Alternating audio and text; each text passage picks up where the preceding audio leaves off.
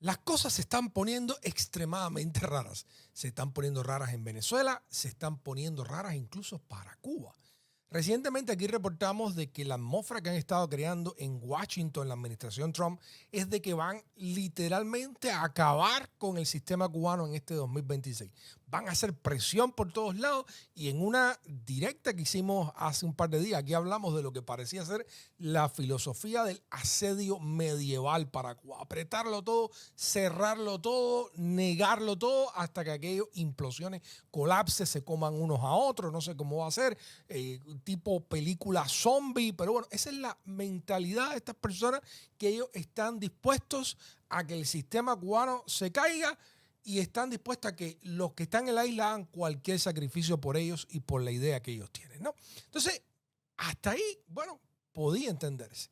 Pero las cosas empiezan a tomar un cariz un poco más fantasmagórico, espectral, raro, extraño, ¿no? Y después vimos que estaban pasando y que continúan pasando cosas también extrañas en Venezuela, de la cual vamos a hablar inmediatamente, pues uno tiene que hacerse preguntas acá.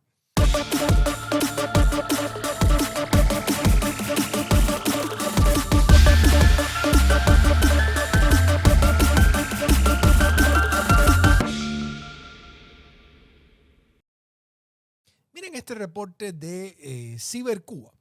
Colapso o cambio. Marco Rubio lanza una advertencia directa al régimen cubano. O sea, o cambian o esto se colapsa y van a la comunidad primitiva un poquito quizás peor de lo que ya están y se van a comer unos entre otros y aquello será un desastre y se morirá la gente en la calle porque nosotros hemos decidido que vamos a asediar, a cerrar, a bloquear todo y bueno, eso es lo que ustedes tienen que enfrentar allá como mejor puedan, ¿no?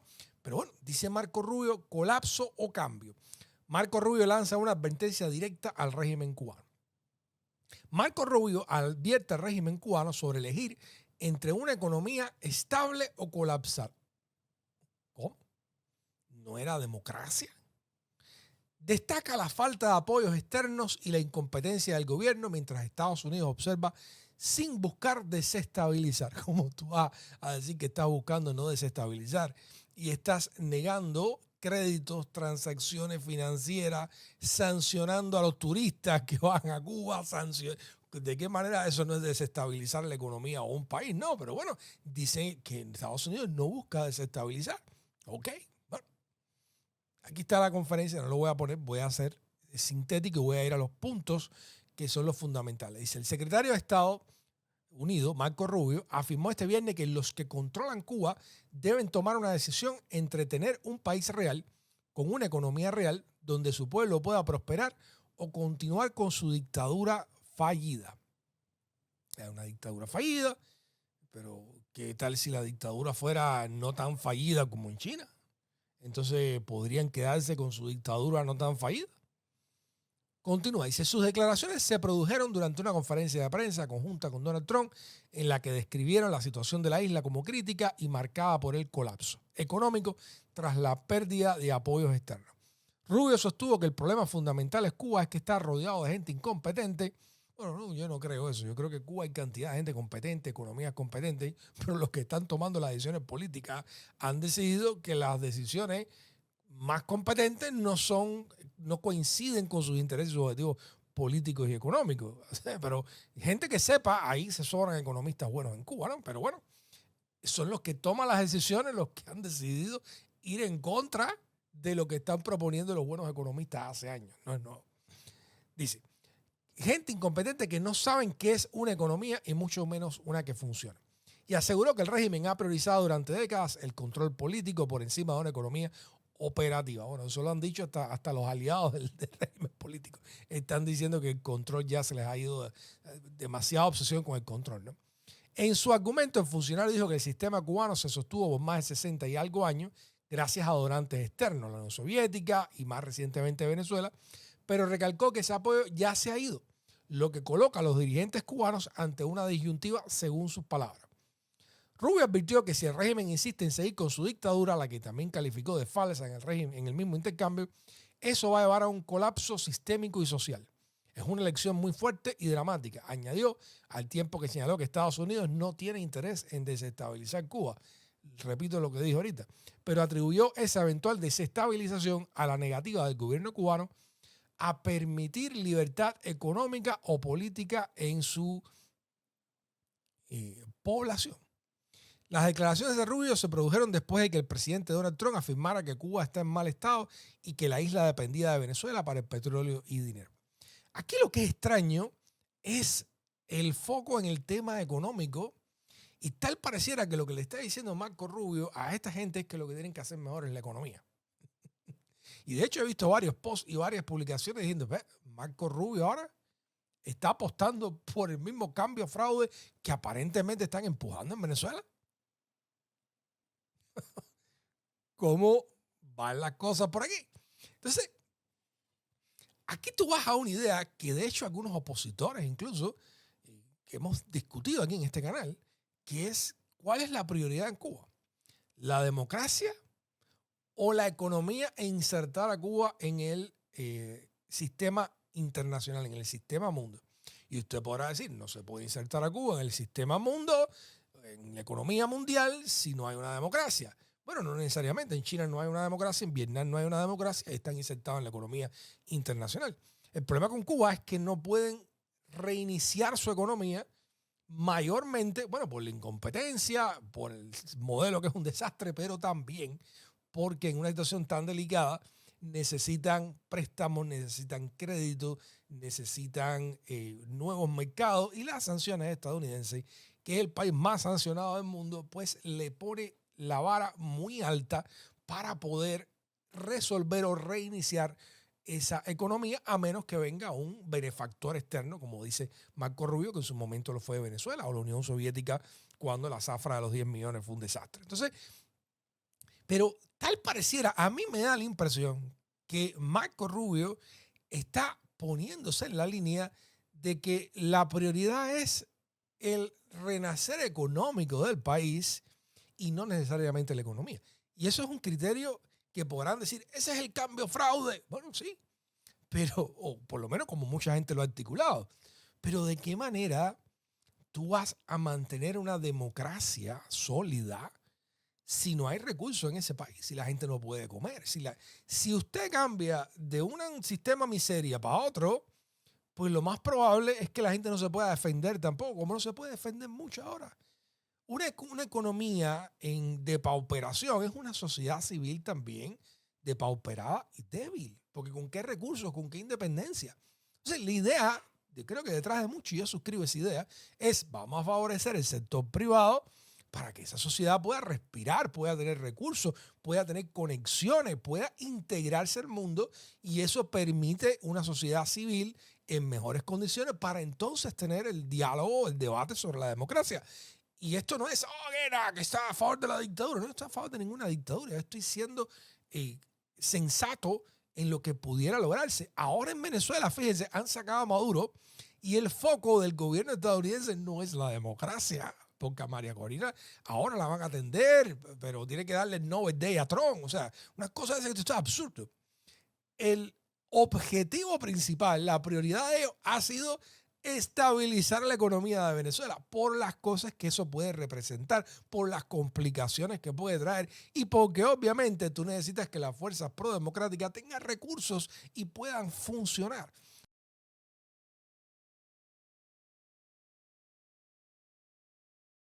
Y ahora con Cuba, con esta idea de que lo que tiene que abrir la economía, de que la economía es la que tiene que funcionar, bueno, a mí me suena un poco raro. A mí me suena que también quieren hacer otra madurada en Cuba, independientemente de todo esto que han estado diciendo que van a hacer, de toda la cerrazón y el asedio medieval.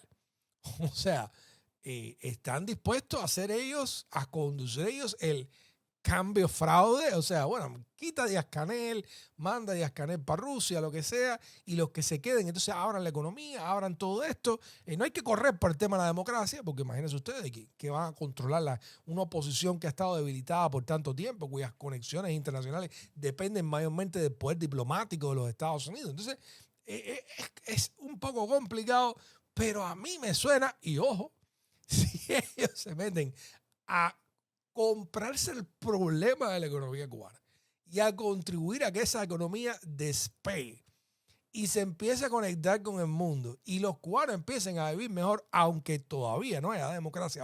Porque recuerden una cosa, la democracia no es que haya una elección. Aquí en los Estados Unidos hubo una elección en el 2024 y tenemos un presidente tratando de hacer todo lo posible por erradicar la democracia. Por lo tanto, yo no creo que él tenga ninguna prioridad en el tema de democracia. La democracia depende de que haya instituciones y una sociedad civil fuerte, donde la gente pueda ir y protestar donde tiene que protestar, donde los medios puedan ir y decir lo que tienen que decir. Y esa es la gran fricción y la gran tensión y el gran pulseo que hay hoy en la sociedad estadounidense. Las fuerzas antidemocráticas dirigidas por Stephen Miller, igual, condonadas por Trump, que ya lo que le queda es en la vida 80 años, imagínate tú, el ciclo natural de la existencia, ¿no? Pero Stephen Miller, que es el nazi en jefe, sí quiere desarmar el sistema democrático contra las fuerzas de la sociedad civil que están echando una pelea titánica dentro de los Estados Unidos.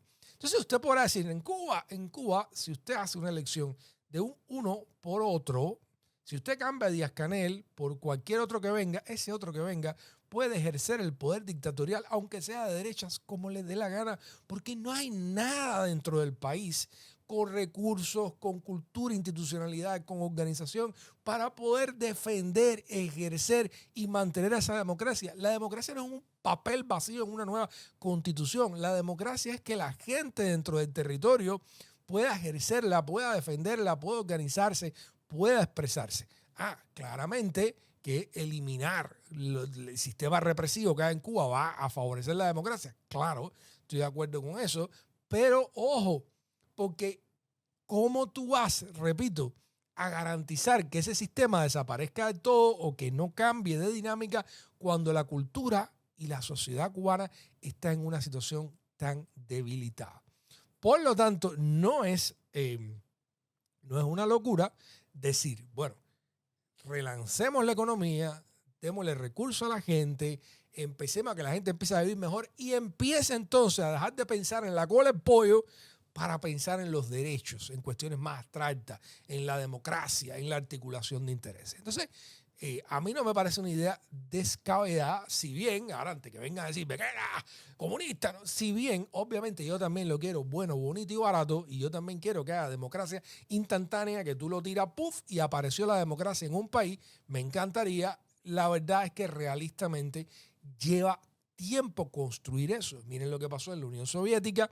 La Unión Soviética cayó, vino la Federación Rusa, pues pareciera que todo iba a ser una maravilla. Ya nos va, pues Francis Fukuyama dijo que era el fin de la historia, de que ya esto era el régimen democrático por el fin de los tiempos, y tenemos en Rusia un dictador agresor, asesino, después de años, porque la sociedad soviética o postsoviética no estaba lista precisamente para defenderse o mantener una democracia, y los mecanismos remanentes fueron capaces de establecerse ahí.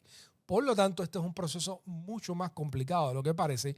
Esto no es coger a alguno de los disidentes cubanos o los opositores, ponerlo en el palacio presidencial en Cuba y ya tenemos democracia. Yo creo que eso no es tan así, y lo estamos viendo incluso con Venezuela, que el sistema dictatorial de Venezuela es mucho más joven que el cubano.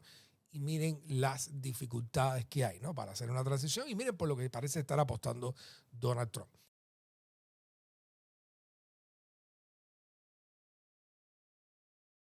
Entonces, esto a mí me parece obviamente raro, todo lo que está pasando. Tal vez la idea de Marco Rubio sea una idea más realista de decir, mira, vamos a empezar a hacer compromisos en Cuba, vamos a empezar a relanzar esa economía. O si logran hacer compromisos, yo no sé si va a hacer un compromiso en Cuba con Marco Rubio o con Donald Trump, yo no tengo idea, ¿no? Pero bueno, tal vez esto es lo que él estaba pensando dentro de la estrategia de que te vendan a la gente que tú no quieras, que no te conviene, como hicieron con Venezuela, que le vendieron a Maduro, ¿no? Tal vez eso es lo que él está pensando. Pero a mí me parece extraño de que más que el discurso confrontacional y completamente imperial, lo que están diciendo es que hay que arreglar la economía, hay que abrir el sistema, porque es un fallo económico, porque no sé qué. Me suena extraño, vamos a ver. Quiero ahora caer en Venezuela porque una cosa tiene que ver con la otra y es el referente, por lo que yo creo que en definitiva ellos están partiendo ahora mismo. Pero antes de ir a Venezuela, quiero pedirle a los amigos que nos están viendo que nos regalen un like si les gusta el contenido que hacemos o se suscriba. Yo soy Ken Arrot, esto es 23 y Flagler. Voy a hacer una pausa de 5 segundos para que nos regalen ese like y cuando regrese vamos a hablar inmediatamente de Venezuela.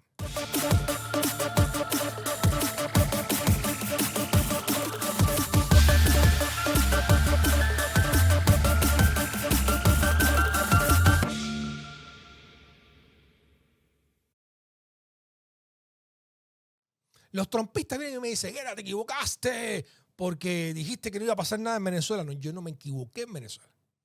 Yo dije que la manera en que tenía Trump y Marco Rubio de volarse a Maduro era hacerle un Soleimani, o sea, un ataque personal a Maduro. Porque una invasión a gran escala de Venezuela, ni Trump tiene el capital político para hacerlo y las complicaciones de eso serían inmensas cuando empiecen a llegar cadáveres estadounidenses aquí a los Estados Unidos por una aventura militar en Venezuela que viene de un proyecto personal de Marco Rubio, ¿no? Entonces, eso era improbable. Yo dije que se lo podían hacer, pero también dije que guerra avisada no mata soldados. Y por lo tanto, si era improbable, un tipo que está más que avisado de que le van a ir para arriba, hacerle un Soleimani, o sea, que este general iraní que le metieron con un dron una bomba y lo reventaron, pues iba a ser un poco más complicado y que por lo tanto lo más probable era que no pasara nada. Pero yo en la época de Trump ya no, disculpen, no me atrevo a decir o a hacer ninguna predicción porque estamos viviendo en el salvaje oeste, en la época de la locura, ¿no? Pero aún así hay espectros de posibilidades. Dije que era improbable que eso pasara y que cada día que Maduro sobrevivía estaba a favor de él, porque los Estados Unidos tenían que justificar cada vez más ese inmenso gasto y movilización. Cada día que Maduro sobrevivía estaba a favor de él. Lo que hay que decir que quizás me falló la imaginación y que debía haber puesto las probabilidades más altas en el ataque directo a Maduro es que a mí no se me ocurrió que alguien del gobierno de Venezuela iba a vender a Maduro. Y no se me ocurrió ¿por qué? Porque en mi mente estaba tal y como iba a ser coherente Marco Rubio, de que si eliminaban a Maduro, aquello se iba a democratizar, iba a haber un push muy grande por la democratización y por lo tanto, cada una de esa gente que está en posición de poder en Venezuela iba a ver su cuello arriesgado, porque si usted estuvo reprimiendo o acabando, pues se la van a venir a cobrar. Entonces, era muy en contra de los intereses propios de los actuales gobernantes en Venezuela entregar a Maduro o permitirle que le metieran el dronazo, porque los Estados Unidos iban a presionar por una democratización. Pero increíblemente pasó lo improbable, en mi opinión. Y lo improbable es que vendieron a Maduro los venezolanos. Hay que ver si fue este tipo de la contrainteligencia que dice que arrestaron o si fue de él. Sí, yo no sé. Esa historia se está por escribir. Pero de que lo vendieron, lo vendieron. Porque los americanos entraron, lo sacaron sin un muerto. Olvídense de eso. Si los bombardeos fueron una distracción para proteger el acuerdo, para proteger un activo, puede ser. Pero lo cierto es que fueron, lo buscaron y se lo llevaron como Pedro por su casa.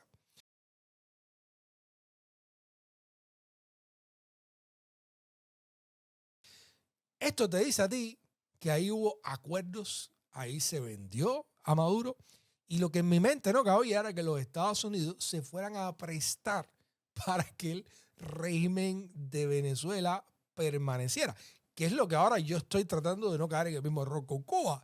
O sea, yo digo, bueno, pueden hacer algo con Cuba y que el régimen en Cuba permanezca, ¿no? Y en este paso estratégico de, bueno, vamos a hacer algún acuerdo, más adelante habrá democracia, pero hay que construir el país porque no podemos desestabilizarlo más. Puede ser. Fíjense, yo creo que eso incluso tiene hasta sentido, ¿eh?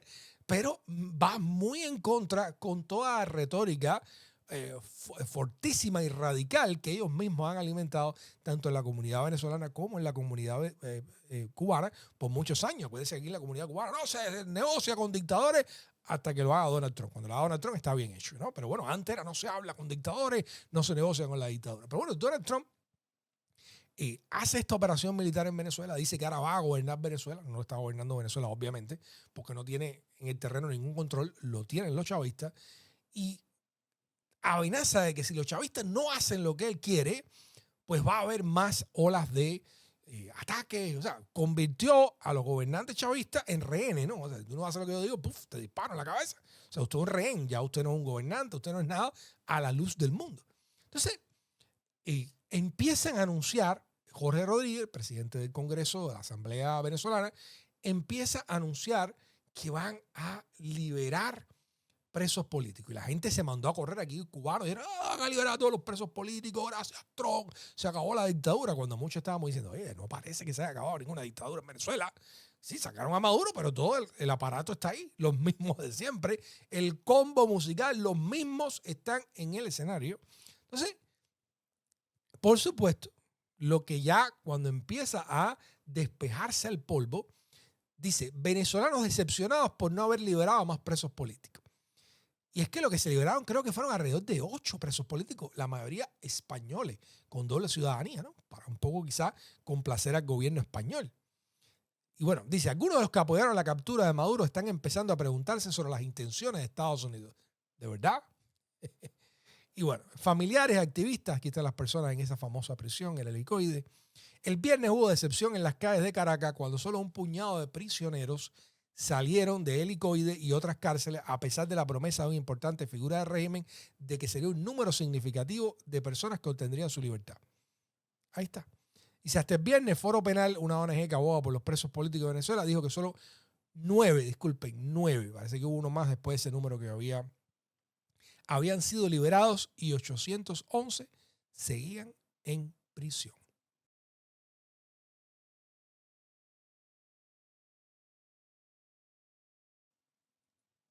Pero la noticia está ahí, tú pudieras decir, coño, el gobierno venezolano está yendo muy lento, está yendo muy despacio, pero entonces tú tienes que seguir a la otra noticia que siguió a esta, que es que Trump cancela segunda ola de ataques contra Venezuela tras cooperación. O sea, que los 9 prisioneros que soltaron, oye, una felicidad que suelten uno, soltaron 9. Pero obviamente está muy por debajo de la expectativa de lo que sería una buena fe para una transición democrática, ¿no? Que es liberarlos a todos. Pero Trump cancela segunda ola de ataques contra Venezuela tras cooperación. Trump dice que la liberación de presos políticos fue una señal de que Venezuela estaba buscando la paz. Y por lo tanto, esta segunda ola de ataques no será necesaria. O sea, por 9 presos políticos de 811 que quedan, ya no hay que hacer más nada. Están cooperando, todo está de maravilla. Y lo que hay que hacer negocio con el petróleo. A mí esto me pinta a lo que siempre han caracterizado de cambio fraude. O sea, va a permitir que los chavistas mantengan el control dentro de Venezuela mientras los estadounidenses hacen negocio. Ojo, repito, si la estrategia es estabilizar la economía de Venezuela y después proponer que una sociedad civil con más respiro, yo no sé cómo va a ser la cosa, pues van a tener la posibilidad de luchar en mejores condiciones por su democracia, makes sense. Pero los Estados Unidos ha desatado una operación militar, ha pagado un capital político significativo por hacer todo esto. Y ahora resulta ser que van a lidiar con los chavistas. Y después que este acuerdo, esta negociación, estos contratos que se hagan con el gobierno chavista, van después a luchar los americanos por desestabilizar ese mismo gobierno que tiene acuerdos con ellos, petroleros y de minería y de todo lo demás. A mí me suena de que Estados Unidos, tipo siglo XX, van a cooptar una dictadura más y van a seguir jugando con esa dictadura. Es lo que me suena a mí con Venezuela. Entonces ahí digo, bueno, si lo hacen con Venezuela, ¿por qué no lo hacen con Cuba? Oye, saquen a Díaz-Canel, hagan reformas económicas, vamos a lanzar la economía de Cuba, vamos a restablecer la economía de Cuba.